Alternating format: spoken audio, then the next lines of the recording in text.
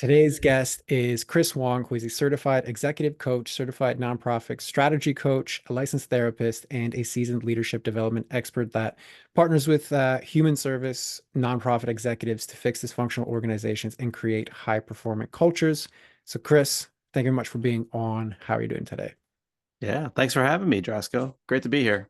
You're very welcome. So, yeah, I'd love for you to just kind of give us a little bit more context around who you are and kind of what you do beyond the bio. Kind of floor is yours for that. Yeah, absolutely. Yeah, I got into learning and development and working at nonprofits because I was a therapist in a nonprofit and I got burned out and I loved being able to help nonprofit folks get better at their jobs. And I moved into learning and development and leadership development because I was noticing that just training them didn't have an impact. And I was noticing that the only way to have a long lasting impact was to have leaders be good at setting policy, setting that culture, creating high performing teams. And I'd been able to do that. So I love that work. I love the idea of helping nonprofits be better because I think they can be. And I think when they're functioning well, when the people are happy, they're able to achieve their mission really well. So that's why I really love that aspect of people. And probably because also my background as a therapist, so it's all people related anyway. So I think that's what helps me be good at dealing with difficult conversations and conflict and teams that are in dysfunction is because that's just part of my background already dealing with that stuff. Yeah, it's a natural fit as far as like doing the actual help because it all really boils down to the interpersonal and kind of the intrapersonal of the people involved. So yeah, I get that 110%. So, you're in this role that you're essentially always supporting other people. You're now here to be supported by somebody else. So I'd love to know, what's the best way that I can support you today? Yeah, one of the things I think every entrepreneur and person delivering a product on their own deals with is having to market themselves and sell themselves in public. Hmm. Now, I've gotten good, or I sorry, not good. I've gotten comfortable with being in public, talking about things, and being on social media. So that's pretty comfortable. The problem that I come across is I have a hard time actually saying I have an offer to do to things like I have this thing you should pay for. That's where I kind of get caught up on is I need to tell people I do have something they should pay for that costs money. And it happens every now and then, and I do it like passively. Like when I have an email list, I'll do it passively. I never do it like, or I rarely do it like straight up. Here's an email. Here's something I'm offering. But I know I need to do that in order for people to know that I actually have something to sell. So in a sense, I'm getting in my own way of because I'm just reluctant to tell people that I have something to offer them in terms of a product or a service. Got it. Okay. So given that you are coming from an in-depth, therapy and coaching background, so my first kind of inclination here is like, how would you coach yourself through this? I would figure out, well, I guess it depends. If it was I guess I would figure out what is going on and what's getting in the way. Is it like a mental block? Um is it the product itself? I don't feel confident in it. Is it something about advertising myself or talking about myself that gets in the way? So I try to figure out, I guess, what the root is or what the block is. Okay. And what is your intuitive sense of what the block may be? Because you mentioned some emotional aspects, you mentioned some like mindset aspects. What do you think it might be?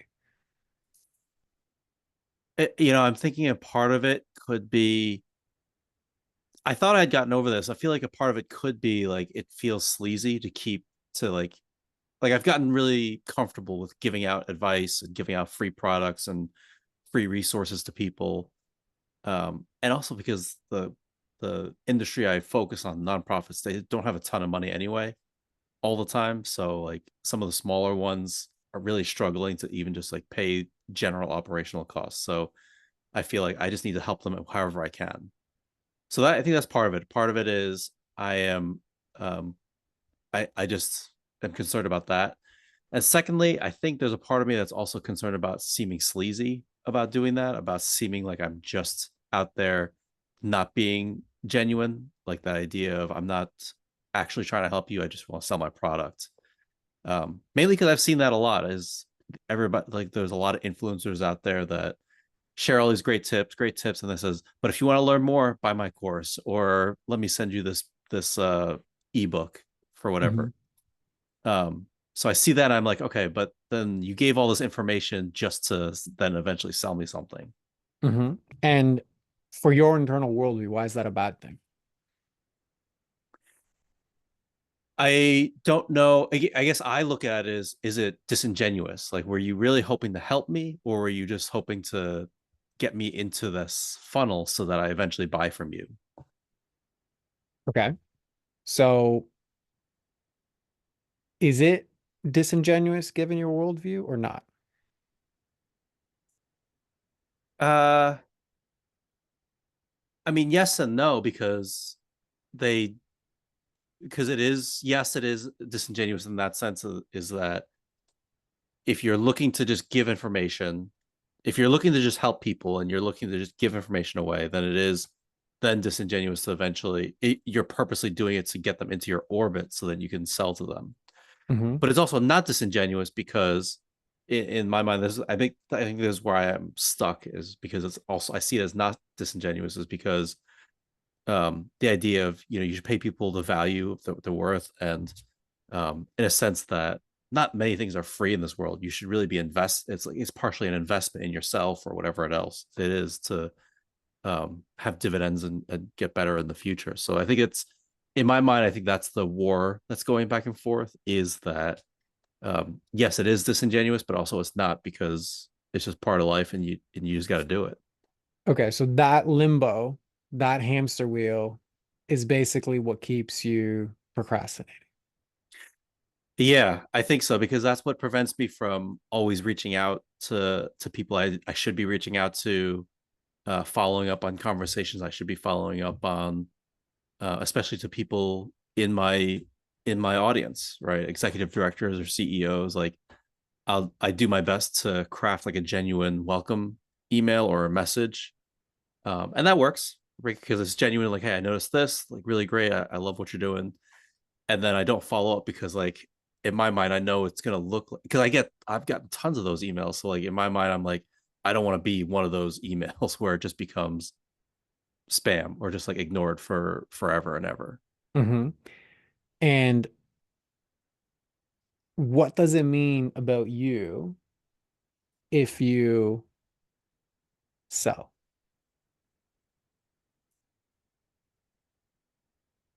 Well, I guess if puts me, I guess maybe that's why I'm blocking, is because it puts me in my mind into that disingenuous category, and I've tried very hard, I think fairly successfully, to create an image of, I'm here to help you, which is why I have so many free resources to just give out.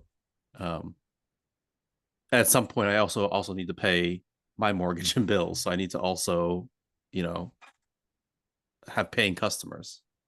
Yeah, and I get that and respect that completely. So right now, because you mentioned I'm here to help you multiple times. So it seems like there's a part of you that resists helping with reciprocation. Like help should be a one-way streak. I don't know if I would put it that way, but I think that's a good observation. I think Hmm. that's a good observation of the pattern that's developing. Is it's I So think of how it as a would you one-way reword street. it? Like what did I miss with that? Um,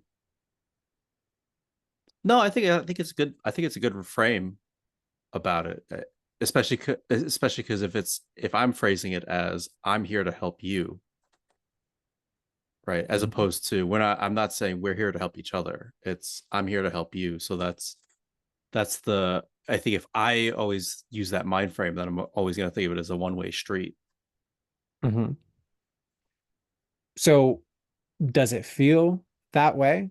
Like I don't feel like I'm helping if the help is one where I get or I have to ask to be paid as well. Hmm.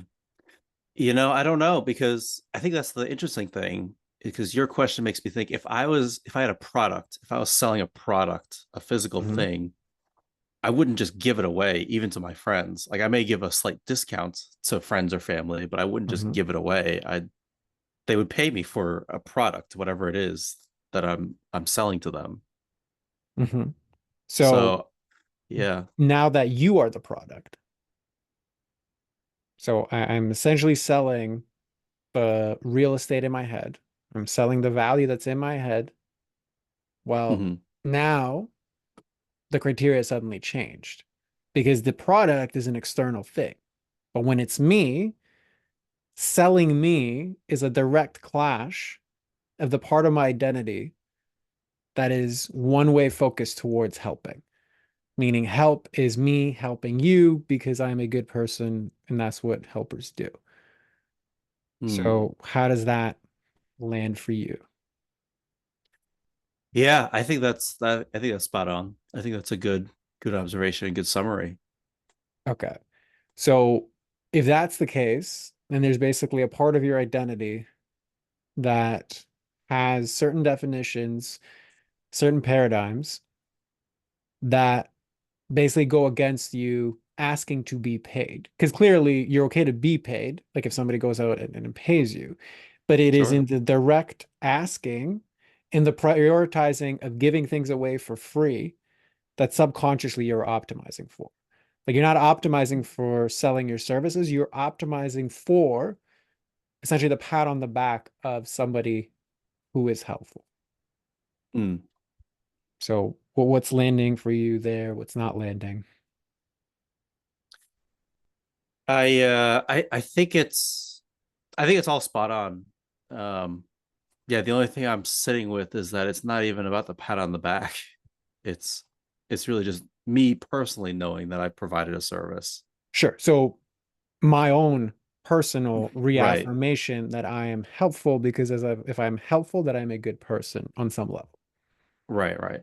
Okay. Yeah, I think it's spot on for sure. Okay.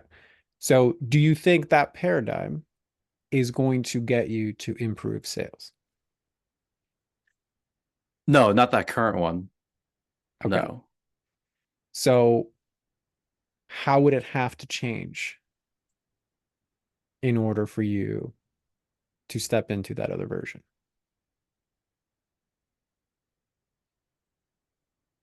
Well, yeah, I'd have to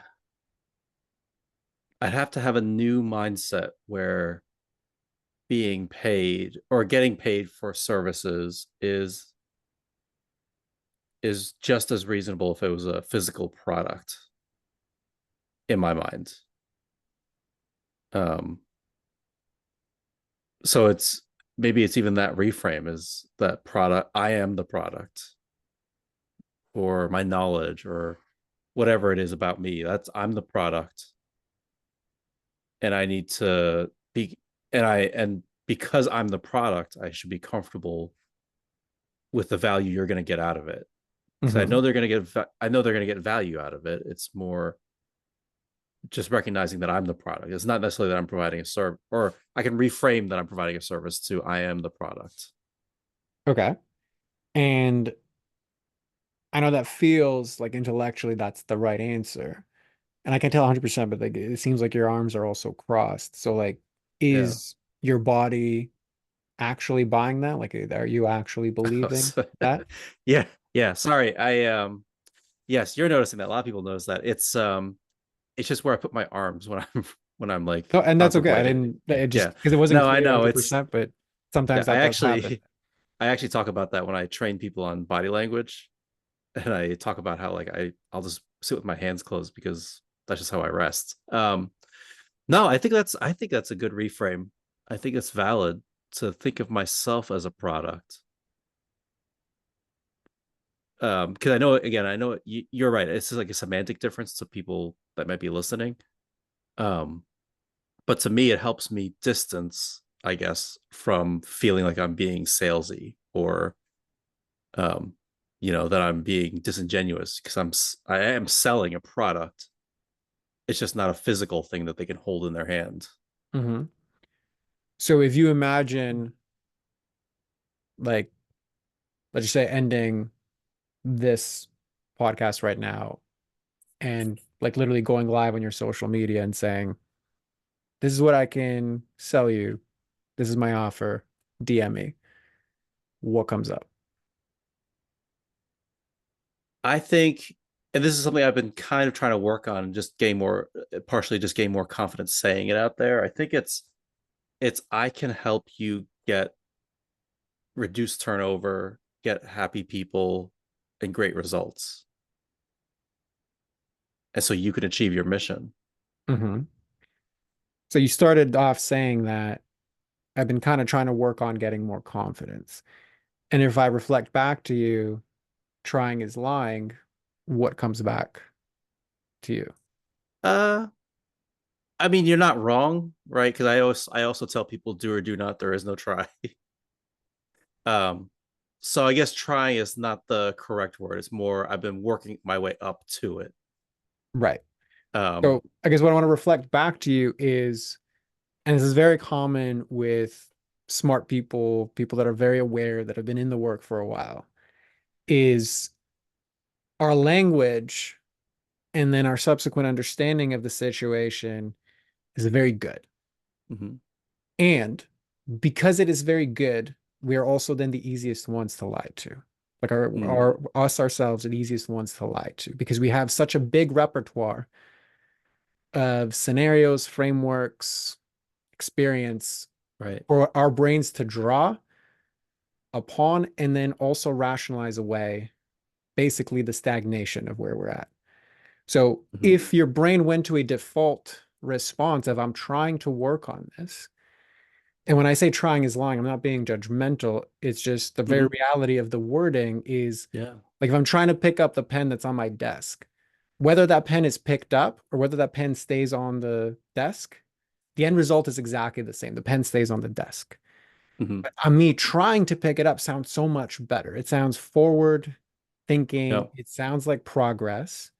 Mhm, Yet the end result is I still keep procrastinating mhm, because the core issue, which is that there is a part of me that's really scared, doesn't feel safe to actively go out and sell my thing because it means I'm no longer helpful in the way that I have found safety in that mhm, definition before. I fundamentally block myself and lie to myself that I'm actually moving forward. yeah. So, what lands for you with all of that? Um, well, number one, I'm going to use trying is lying with my clients. I think that's it's a great one. Um, I mean, I don't disagree. I think you're right. I think that's the essence of therapy is trying to move people from just thinking about and talking about stuff and moving into doing stuff. And that's the essence of coaching too, is trying to get people to actually implement, not just talk about and ideate and brainstorm. Yeah, So for sure, I 100%. think it's the exact same thing I do. Yeah, and listen, this is also why I'm kind of like preemptively saying, I mean, like I know you know this Yeah, stuff, and it's kind of why yeah, I yeah, started. How would you coach yourself? And the reason I bring it in this way is specifically for that reason, because this is the reason why I have coach as well. It's like I know I'm going to be the easiest person to lie to is myself.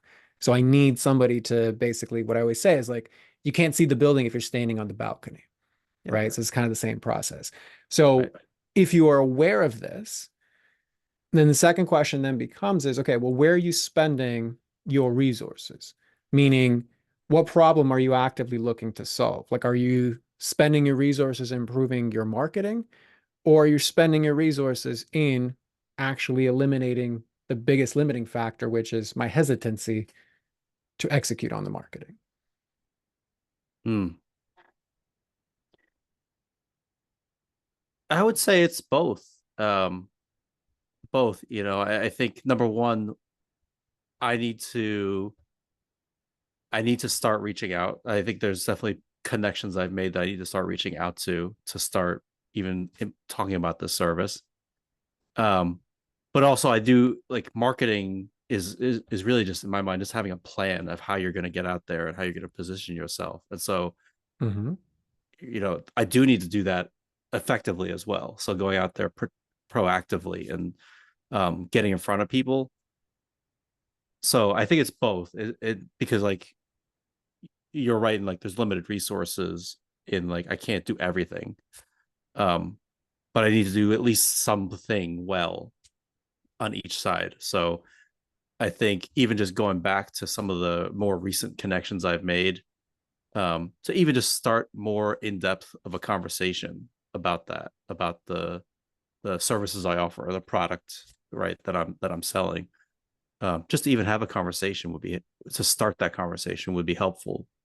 Um, right, because I generally overcome a lot of these things, these limiting beliefs, just by doing it without like jumping into the deep end without thinking too much, Hmm. and then course correcting afterwards. Like, oh, that didn't work out well. I should have paid attention to this.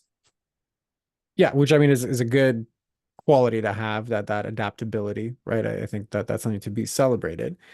Um, you also mentioned like again, I should be starting to follow up with these individuals. And my resources in general are spent towards trying to figure out the marketing. So starting is also very much like line, Mm, right? Like I can start and I can also try. We're kind of in the like where your brain is defaulting to is non-commitment. That sounds really good, mm-hmm. right? It's like you knew you should have started to follow up even when we started this conversation. That was one of the first things you Right, mentioned. I'm not following up. I'm not reaching out to the right people. And I tend to be procrastinating. So right, like the right. awareness of the inaction is clear, right? Mm-hmm. So I guess what I'm trying to reflect back to you is there is also a very clear, you can say avoidance pattern in terms of like I'll say the right thing, Mm, but really it's rooted in a lack of commitment towards the result. And again, it makes sense because your commitment towards all of these actions directly push against the part of your identity that doesn't have mm, security in asking for the sale. It's not going to be yeah. helped. It's going to mean something about me, it's going to be perceived a particular way, etc. So again, with that reflection, what what stands out for you? I think it's a fair pattern recognition. I think that's good. That's good. So yeah, so I think so then it sounds like what I need to do is really just, well, number one, I think it was helpful to even just admit out loud that's the block it was. Um, but yeah, just commit to that next step Hmm. to actually do it. So yes, I do agree with that. And you mentioned again, like I'm spending a lot of resources trying to figure out the marketing. So is there a part of you that also resists getting support on working through, well, okay, why do I hesitate so much to overcome this pattern? Like, am I putting my resources towards something that ultimately enables the perpetuating of this limiting pattern? Hmm. Hmm.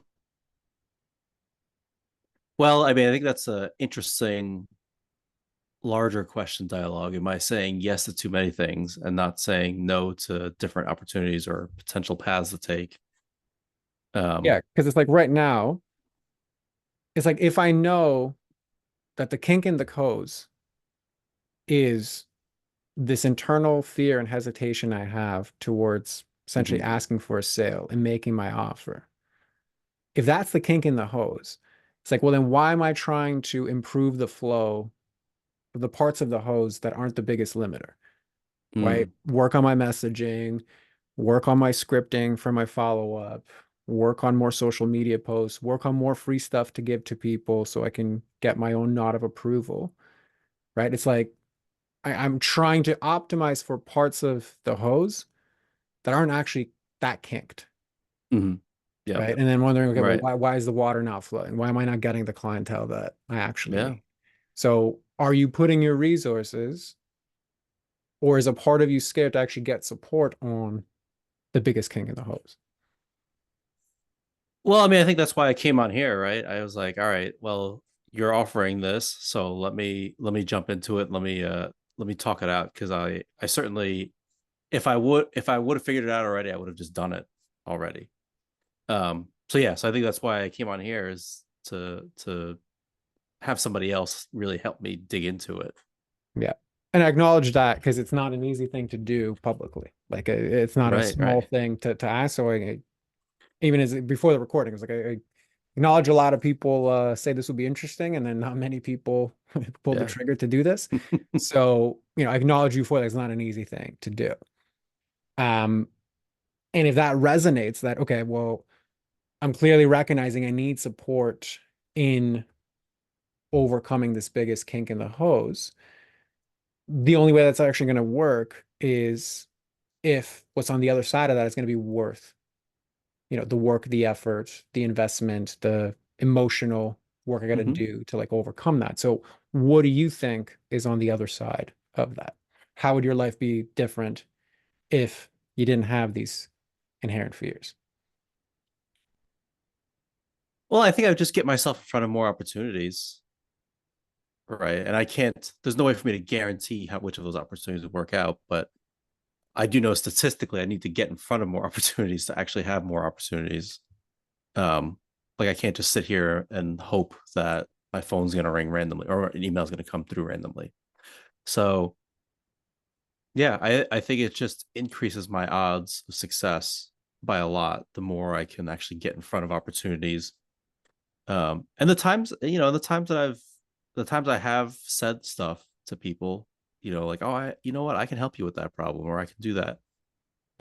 It's turned into fruitful conversations. So it's not out of the question that it works. It's just that, yeah. It's just that first initial step of asking that question or, sending out that first shot across the bow. Hmm. So I agree with you in that, yeah, it would increase my odds of success. I would get in front of more opportunities. I would make better use of the opportunities that are already in front of me. I agree with Right. all that. Is that actually enticing enough for you to solve this problem? Yeah. Yeah, for sure. Okay. Do you think that sounds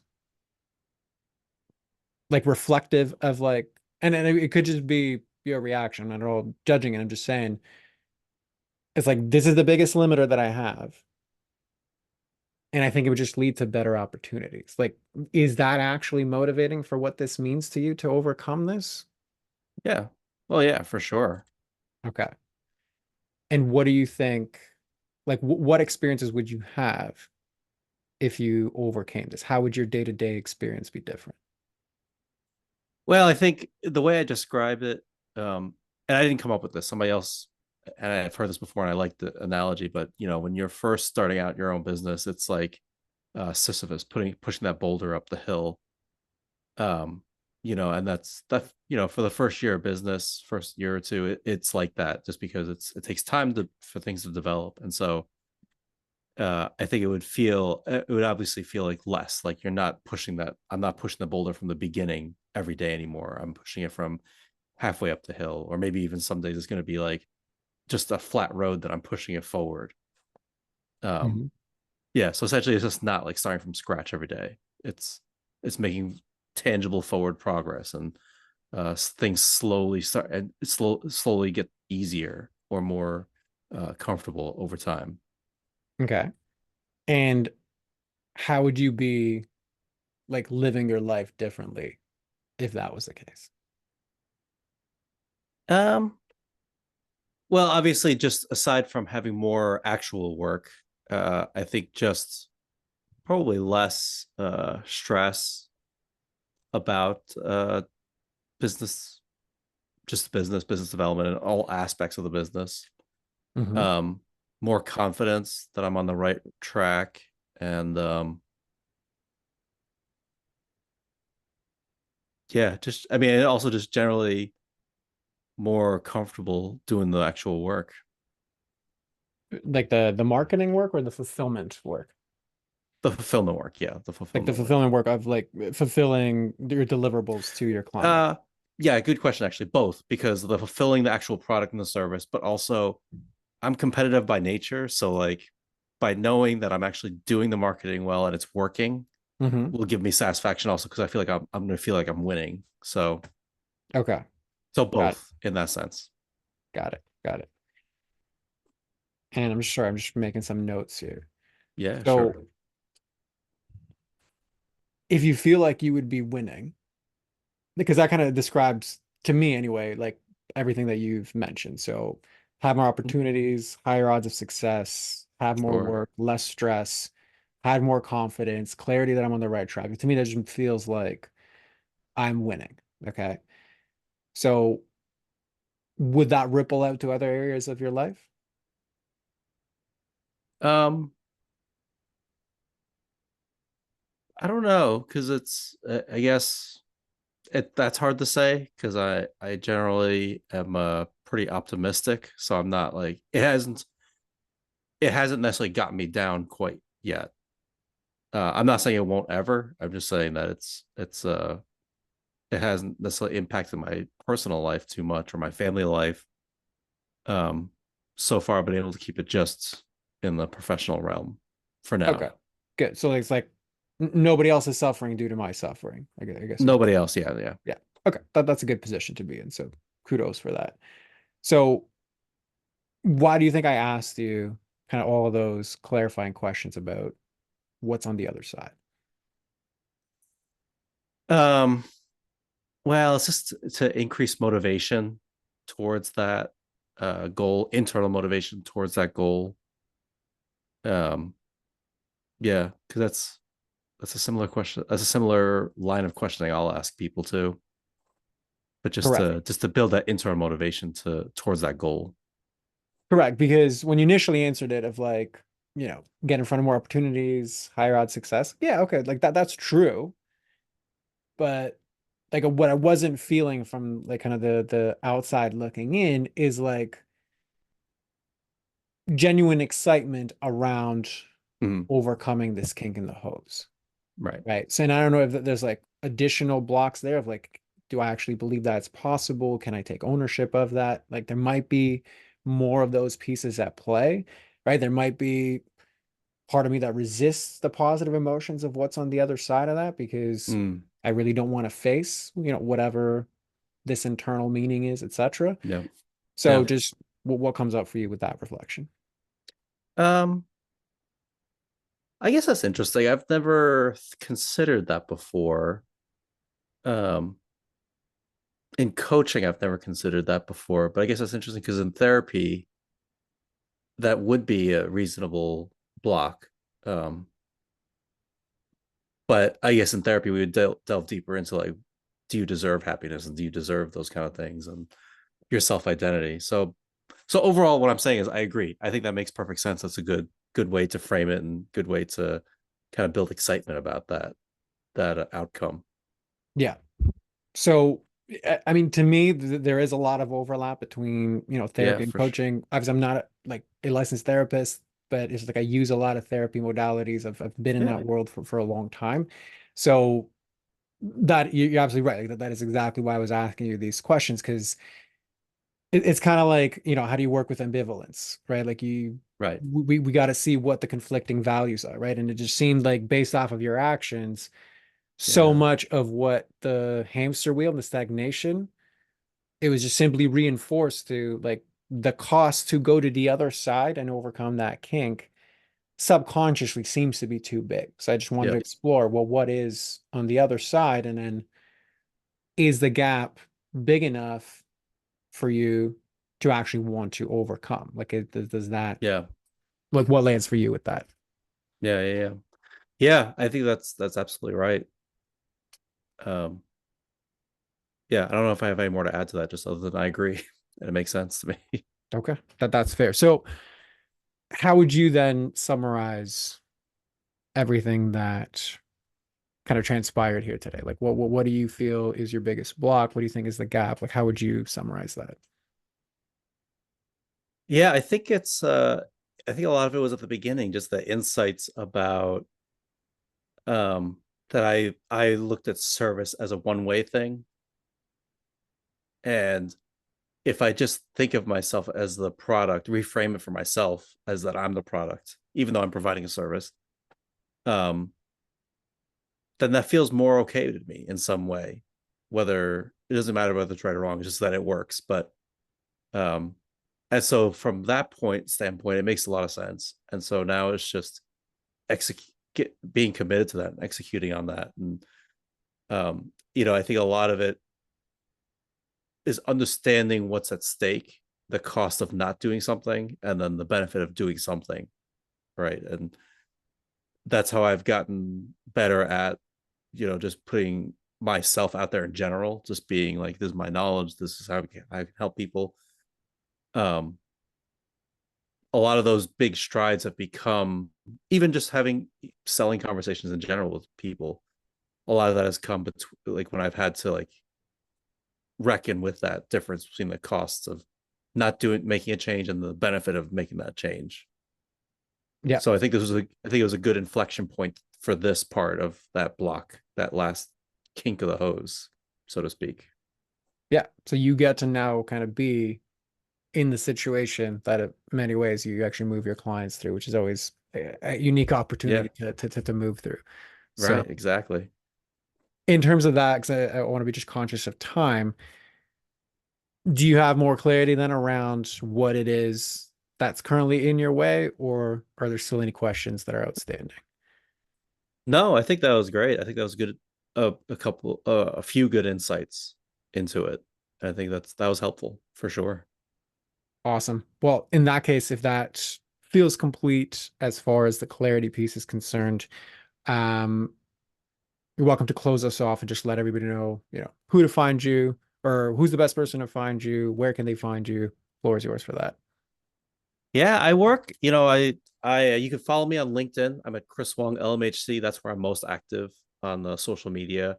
I have a podcast, The Art and Science of Difficult Conversations. You can find us anywhere on anywhere that you get your podcasts.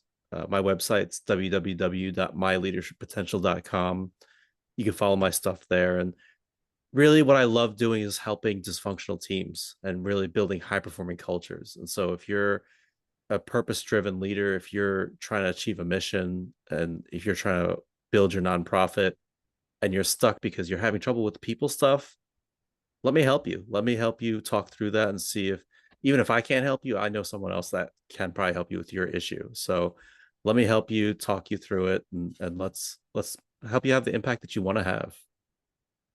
Awesome. Well, Chris, thank you very much for being on. And as always, we'll include all that in the show notes. Yeah, for everybody listening, we'll see you on the next one. Thanks a lot. Thanks for having me.